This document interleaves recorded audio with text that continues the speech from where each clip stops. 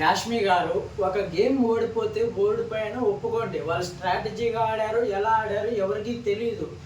అయినా సరే నేను వాళ్ళు ఆడింది తప్పు రాంగ్, మేము ఆడింది రైట్ అంటే ఎలాగా?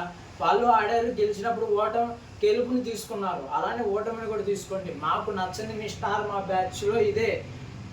ఇంతకుముందు అమర్ అయినా శోభ అయినా ఎవరైనా సరే మీరు ఓటమిని తీసుకోరు. మేమేంది ఓడిపోయేది, మాది బిగ్ బాస్ అన్నట్టుగా మీరు బిహేవ్ చేస్తారు. మీరు ఓడిపోయినప్పుడు తీసుకోండి.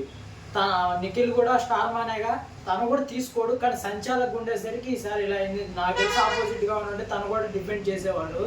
దయచేసి మీరు ఓటమిని కూడా తీసుకోవడం నేర్చుకుంటే గెలుస్తారు. లేదు ఇలానే ఉంటే ఇంతకుముందు సీజన్లో ఏదైతే రిపీట్ అయిందో మీరు స్టార్ మా బ్యాచ్ తప్ప మిగతా వాళ్ళందరూ బిగ్ బాస్ గెలుస్తారు.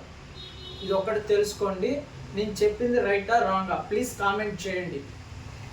ఇప్పుడు చూడు ఈ స్టార్ మా వాళ్ళు ఇదే పని చేస్తారు. మీరైతే ఓటమిని కూడా తీసుకోవడం నేర్చుకోండి.